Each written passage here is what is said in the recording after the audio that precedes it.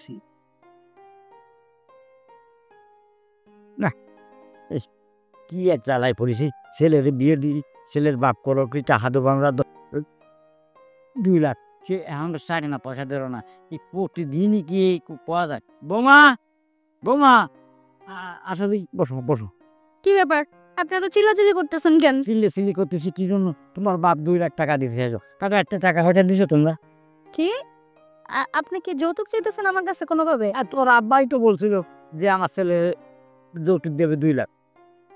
কিসের যৌতুক? আমি যে মেয়েটা, আমাকে এত সুন্দরী একটা মেয়ে আপনার ছেলের সাথে বিয়ে দিছে, আপনার অকর্মা অপদার্থ ছেলের সাথে বিয়ে দিছে, কিছুই কাজের কাজ পারে না, ওই ছেলের জন্য আবার 2 লাখ টাকা যৌতুক? আমি তো কোটি টাকা, আবার যৌতুক নিতে আসছেন? তোমার আব্বাই তো বলছে। আচ্ছা বৌমা, একটু ডেকে ঢুকে বসো। আরে আমার শরম লাগে।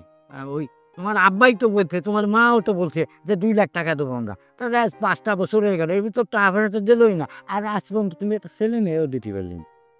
আমি ছেলে মেয়ে দিতে পারলাম না? আপনার ছেলের আছে নাকি সেটা দেখছেন কোনোদিন? আছে না নাই? কি ছেলে নাই? জি না, কোনোদিন দেখছিলেন? না, ছোটবেলায় তো দেখি বড় পোশাক টোশাক করছে ভালো। এখন বড় হয়ে গিয়েছে। বড় ইন্দুরে নিয়ে গেছে, কি হইছে? আপনার ছেলে ওটা দাঁড়ায় না। 5 বছরে কোনোদিন আমার সাথে ঘুমাইছে কিনা জিজ্ঞেস করেন তো। ও, তাহলে ওটা শুয়ে থাকে? জি। তাহলে তুমি থাকো কি রে? আমি থাকি কেন? ওই যে বিয়ে হয়েছে, মানুষে খারাপ বলবে ওই জন্য থাকি, আপনাদের মুখের দিকে দেখে, আপনাদের মান সম্মানের কথা ভেবে থাকি, নাইলে জীবনও আমার মতো মেয়ে এই যে আপনাদের বাড়িতে থাকতো না। ও, বুঝছি। হ্যাঁ, তাহলে এখন এখন কি করা যাবে? তুমি আগে আমার এই কথা জানাও মেয়েকে। আগে যদি জানাইতে তাহলে আমি একটা ব্যবস্থা করতাম, ডাক্তার টাক্তার দেখাতাম, দেখি দেখি। আগে বললে ব্যবস্থা করতেন, তাই না? কি ব্যবস্থা করতে ও আমার খুব ভালো করে জানা আছে, ঠিক আছে? হুম, আমার মতো একটা মেয়ে এইভাবে যে আপনাদের বাইরে থাকে, অন্য জায়গায় যে যায় না, এটা আপনাদের 7 জন্মের কপাল। ওহো, হ্যাঁ বৌমা, আপনি কিভাবে থাকেন? আপনি যে আমার প্রশ্ন করতেছেন, আপনি কেমনে থাকেন? আপনারও তো বউ নাই, মানে আমার শাশুড়ি নাই। আমার তোমার শাশুড়ি না থাকে কি হবে? কিন্তু আমি তো এখন বুড়িয়ে গেছি, আমার ওই সমস্ত নেশা কেশা নাই। আর তা বাদেও তুমি ছেলের বউ, তোমার আমি কি করে কই, বোঝো না তুমি? কত ছেলের বউ কি করে কই, বোঝো না তুমি? কি বলবেন বলেন, এত কথা না পেঁচে সোজা সাপটা কথা বলেন। আচ্ছা দিলমরে তাহলে কি দেখি আরবা? দেন মোহর না, যৌতুক। ওই যৌতুক? ভুলভাল কথা বলেন। মানে তোমাদের ওই জিনিসটা দেখে আমার কথা উল্টো হাল্টে গেছে।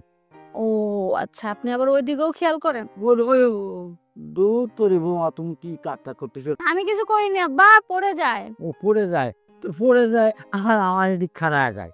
কি? সে কি? আপনার ছেলের নেই অথচ আপনার দেখি কি এক অবস্থা, এটা আমি কি দেখলাম? আব্বা, এ মানে বলতেছি, আপনি মনে হয় একটু খুব এক্সপার্ট সব বিষয়ে। আরে ঈশ্বর, তো আমি ছিলাম, আমি খেলোয়াড় ছিলাম বাবু, কিন্তু মানে করবো কি, মুক্তির কথা কিছু বলতে পারি না। তোমার শাশুড়ি মারা যাওয়ার পরে এখন আর কিছু কমে না। মাঝে মধ্যে ওইগুলো দেখলে আমার একটু মানে এক বাস দাঁড়ায়। বুঝতেই পারছি। আচ্ছা আব্বা, বলতেছি, এত কথা না বলে, আপনার ছেলেও পারে না আর আপনারও তো শাশুড়ি, মানে আমার শাশুড়ি নাই, তো ওইটা যদি আপনি দিতেন। কি হতো? একটু সরেন। এটা কি সম্ভব? আরে আব্বা, এটা কোনো ব্যাপার না, এখানে ঠিক নেই। আমি তোমার শ্বশুর না? আরে ধুর, রাখেন তো, এত কথার দরকার নেই। আপনি কি আর আমার নিজের শ্বশুর নাকি? ওই তো শাশুড়ির সৎ হাজবেন্ড। এদিকে আসেন। ও আচ্ছা, না ওইখানটা এমনি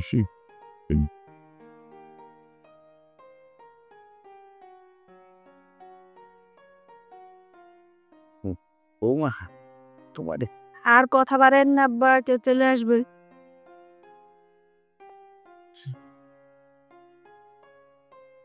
হ্যাঁ উহ, বৌমা, আব্বা, তাইলে এখন আর যৌতুক নিয়ে কোনো বিষয় আলাপ হবে না? বৌমা কেমন বুঝলে? আমি কেমন বুঝছি বুঝছি আব্বা, তবে আপনার কেমন লাগছে একটু সেটা বলেন। আমি তো একবার খুশিতে তোমার